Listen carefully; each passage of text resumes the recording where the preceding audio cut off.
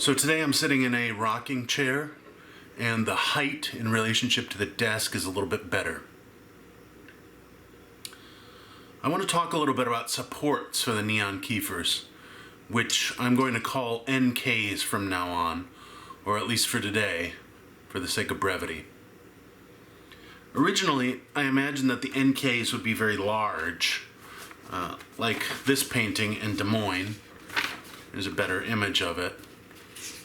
Or this one that I saw as a teenager in a show of the Elliott collection at the Art Institute. This one is painted, at least in part, on cardboard, which is then stapled to a canvas and wood substrate. This one is on sheets of lead and has some ballet slippers hanging on it. Anyway, for a long time I imagined that the NKs were going to be very large and probably on canvas and some other combination of materials. But that all changed in early 2017 when I was looking at my phone's news feed pretty compulsively, and I was taking a lot of screenshots, thinking that they'd make good sources for the NKs. Well, it occurred to me then that history paintings don't need to be large anymore. They could be. Banks still do have large lobbies.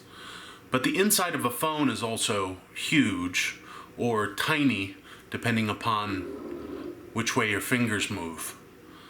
And I can afford a phone, furthermore.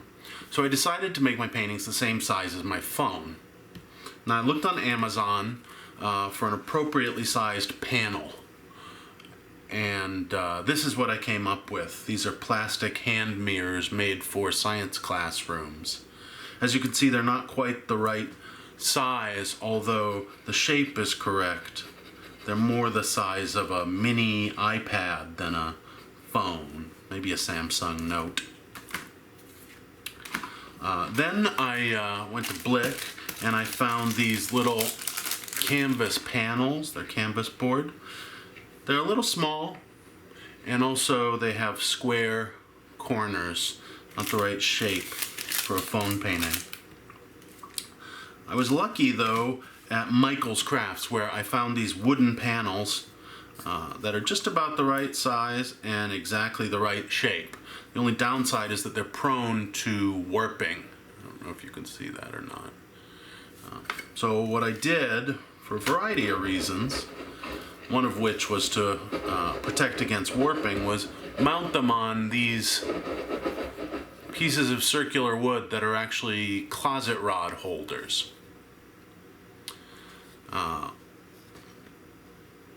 So that eliminates the warping. Another thing it does is makes the pictures float a little bit off the wall. Now, why was it important that the pictures float? Because I want the paintings to invoke a space that's not deep like traditional painting or fractured like modern or postmodern painting, but flexible and multiple, quantum space. So the supports need to float. I may also mount LED lights on the backs of the panels so that they don't cast shadows.